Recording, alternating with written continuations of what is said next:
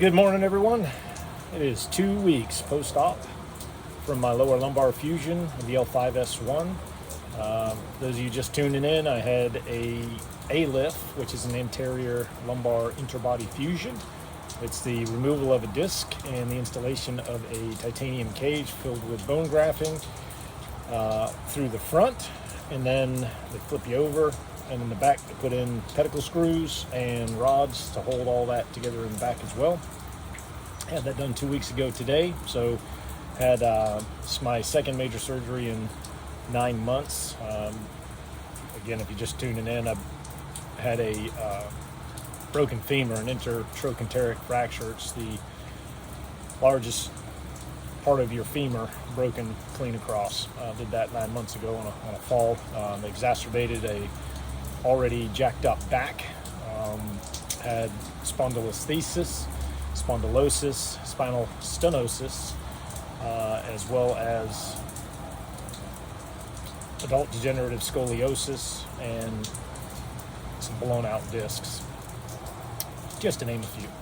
So when I had the fall, had the break on the femur, it just jarred everything. It was blunt force, obviously, blunt trauma to that area, and it just exacerbated my back injury and made that a whole bunch worse.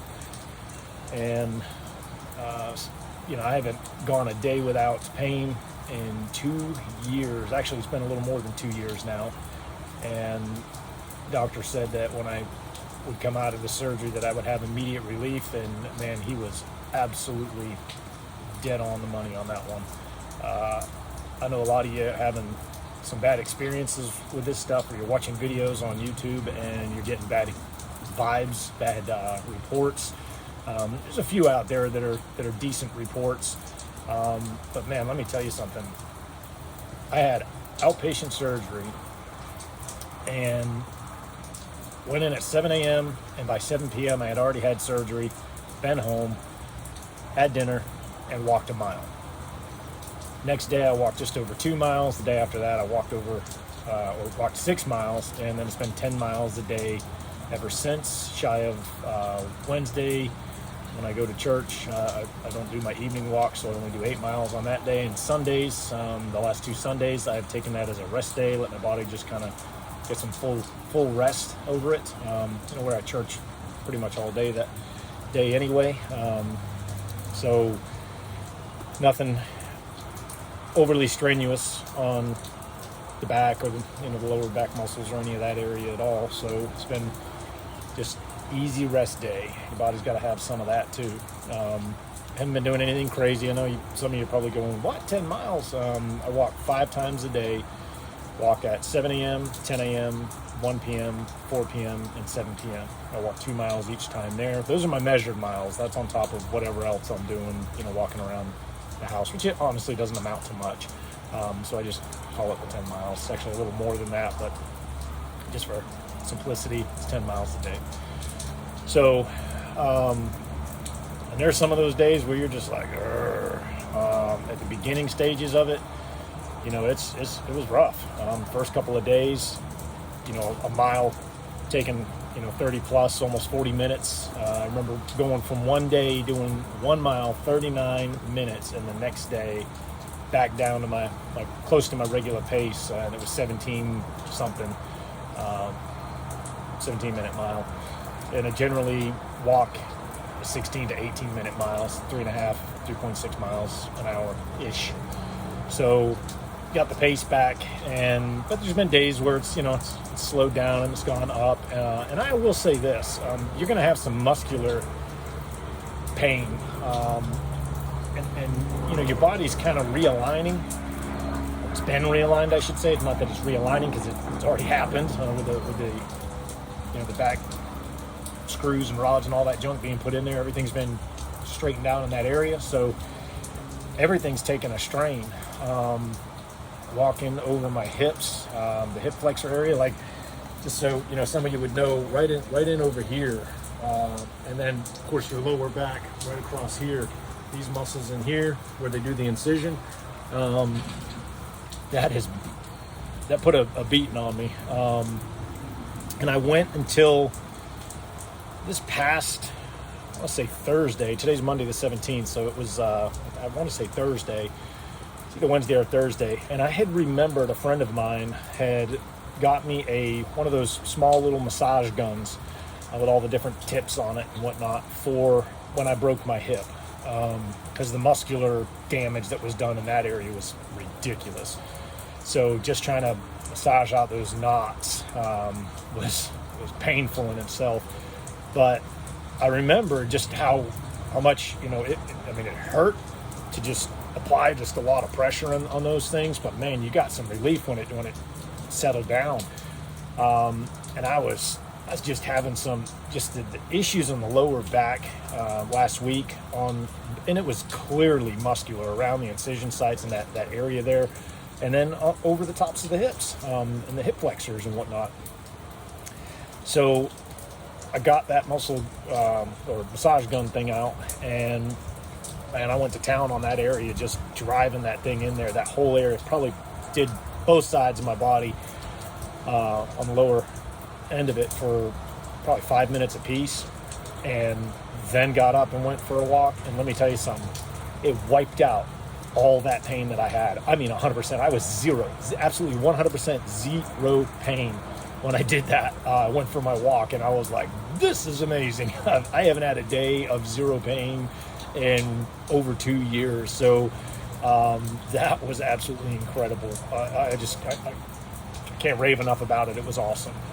So of course I reached out to my buddy and was like, man, you gave me the gift that just keeps giving. That thing was awesome. So I've used it a few times since then, and man, it has really helped. It's really helped that area. I think it's expedited getting that recovered a little quicker. With the no bending, no twisting, and the lifting thing, man, I want to stretch. I want to stretch so bad. But I can say this, again, the alignment that they want you to have, your shoulders to your hips, down to your ankles, is hard to keep, because you're just so used to doing what you do each day. And of course you have limitations based on what you're physically able to do, the twisting and whatnot. And I'll say this, and I don't know if I mentioned this in one of my previous videos, but I used to not be able to look this far over my left without having excruciating pain in my back. I could look all the way to the right, no problem. Look to the left, big time hurt. And I just looked off to my left when my wife and I were out walking one night, and I was like, holy cow, I just moved that thing all the way back there with no pain. I mean, it was like amazing. So anyway, you're used to doing things less, maybe more restrictive because of all your back pain, but you're still doing twisting and you're still doing bending. It's going to be beyond what they want you to do for your recovery. So let me encourage you, just don't do it. Just do the best you can to stay straight. It's hard to do. Just trying to put on your clothes, trying to put on your socks, trying to use the restroom. Those are probably the biggest challenges. Taking a shower and washing your lower extremities and then trying to dry them off. Those are probably the most challenging that I've had to deal with through this surgery is that when it comes to physical challenges. Outside of sleep. Sleep is just, it's never been a really good thing for me, and it still isn't a real good thing for me. Even last night, I think I was up 7 different times, and it's always chopped up. My sleep is always, it may say that I get 6 hours of sleep, but it's over like an 8 or 9 hour time frame, and it's chopped the whole time, with 8 or 9 or a dozen different times that I've been awake for, sometimes just 5 or 6 minutes, sometimes an hour and a half, it just depends.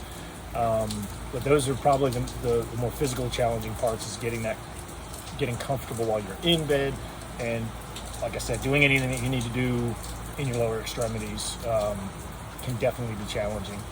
I had absolutely amazing day yesterday with this thing. I mean, I had the back brace on for a ridiculous amount of time just because we were at church quite a while. We had a big function there yesterday, so I was there all day in the morning, Started out at 8 o'clock in the morning and got home, I don't know, a little after 1, and then went back up there at 3:30, I think it was, and didn't get home till just after 9 o'clock last night. So wearing the back brace all that time, let me tell you, that gets on your nerves. It's just hot. It's just a hot item. You get this big thing wrapping around you. It's just hot. Florida, it's hot. Even in the air conditioning, it's just hot, and it's just a aggravating thing to wear. So when I'm sitting still like this in a chair, and they tell you when you're sitting you don't have to use it.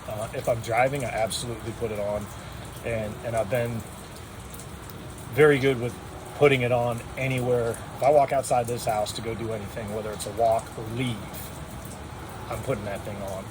So you gotta stick to that. I in a week from today is my first post-op.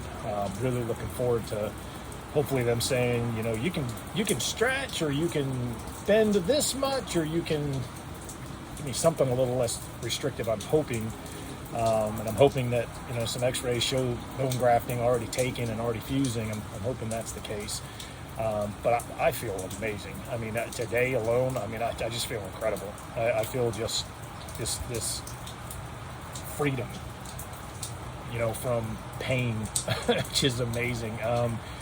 Yesterday morning started out, I was a little achy down below. I mean, honestly, if you've ever, I don't get sick very often, but I can remember when you catch the flu or something, and you just get like real achy, like your bones are just real achy. That's how I felt yesterday in the morning. I don't know why, and it was that way for several hours, and then it just went away, and I haven't had it since. And the pain that was associated with the surgical sites, let me tell you, the scarring looks absolutely incredible. I'll actually put a clip in here so you can see how small and how finite those are. I mean, I'm just very impressed with how well they are healing. That front scar, it's a beast. I won't show that. Obviously, it's a little personal, but that one, it's taken some time, and it's still got some swelling in there. Still got some tenderness underneath it. The ones on the back, they're a little tender if I push on them, but just sitting here, nothing. I mean, I can sit back and I feel a little bit of pressure. It's not much. I mean, it's nothing. It's like if I scratch myself or something, it's nothing. I mean, I wouldn't even call it pain, because it's just maybe a little discomfort at best. But other than that, I mean, I'm walking great. I actually had a ball. One of the kids launched a ball towards me yesterday when we were walking past them, and out of reflex action, I yanked my leg up to block that, and I instantly, did, I don't know, when you're a young dad, you learn real quick, once your kid reaches a certain height, you protect a certain area. And so you instinctually, when you feel pain in certain areas, you instinctually guard them. And so yesterday I instinctually threw a hand up in the front, to cover my front incision, and threw a hand in my back. Granted, I was wearing the back brace, and then the leg came up to block the ball. I mean, high up. And my wife was like, "Oh, how did that feel?" And I was like, "Actually, I didn't feel anything. It felt great." So I'm hoping it didn't, not included in that bending part. I don't see why it would be if you keep your sacrum area and your lumbar from doing this. I don't see why that would be an issue, just to bend your leg at your hip. I don't see why that would be an issue, but I'll know more when I talk to the doctor more about that. Because man, I just want to stretch. Oh my God, I want to just stretch out as long as I can, backwards, forwards. I mean, I just feel like I need to stretch. I've never felt like, man, I need to stretch as much as I do right now. But other than that, try not to make this a real lengthy video. These once a week deals, I imagine, be a little bit longer, because I got to pile in 7 days worth of information in there. I did have a day last week where it was, pretty painful. And I was just like, man, am I just going to get any relief from this? It just seems like this nagging, the same pain just nagging. And that's when I tried that massage thing, and it was like, boom, voila. And ever since, it's been great. I've used it a couple of times, even on a lower setting, and it's been great. I have no complaints. I don't know how you could ask for any better results. I really don't, outside of just, sheer miracle going Shazam, and you go from one thing to the next. And I believe God performed a miracle in this with me. I really, truly do. I felt 100% at peace with this long before the actual surgery. I just felt deep down inside that this was the defining moment to finally fix this back of mine and be pain-free. And I felt that, deep within me. I just knew it. And so be it. It's been so. So have some faith, believe, have some trust, and you'll see what God will do if you just let Him. And I know not everybody has the same results. I'm not usually the one that gets good results, but man, I've had excellent results. I had excellent results with my hip with this doctor. I had excellent results with my back with this doctor, and so far so good. And I had a guy that I commented on that was given a positive, and apparently it was a video from years ago. I didn't pay attention to how long ago it was, but I was like, man, it's really encouraging. You don't hear much of the good stuff. Thanks for leaving it, whatever. And then the guy said, he responded back and he said, yeah, well, it didn't stay that way. Hope yours is better than mine. So I guess down the road, you never know. So you're going to have to take care of yourself. And me, I plan on as soon as I'm able, and this thing is 100%, I'm going to be doing a ton of core exercising, making sure that my core is solid. I'm 48 years old. I'm not 68. There's no reason I can't get out there and build this body back up, and get in physical shape that will help protect that spine, especially on the lower end. There's always a risk that you're gonna make the next vertebrae up become the next weakest link when you have these surgeries, and that is always a risk with this. And so for me, one way that I personally myself can make sure that that's not so destructive and hopefully not a thing at all, but if anything, at least prolong. If it's inevitable, then hopefully I can prolong inevitability. That would be my goal if that's the case, and I'm okay with that. I truly don't know if this is going to be a forever fix. Man, I sure hope so. I know it is right now, and I'm very encouraged by that. I hope you are as well. And I'll keep these videos coming. Like I said, probably once a week for a little while. I'm not sure when I'll dump them down a little slower than that, but I think once a week's more than enough right now. Throw out maybe a 20-minute video real quick and brag on my back a little bit, and brag on my doctor some, and brag on my God. So that said, I hope you have similar results, and I hope you can find some encouragement in these videos. And if anything, that's the reason why I'm doing these, is just to hopefully encourage other people to know that they're not all bad stories. There are good outcomes that come out of these, and I am proof of that. So stay tuned for some more. If you have any questions, drop them down in the comment section, and I'll respond right back as quick as I can. Thank you. Have a good day. God bless.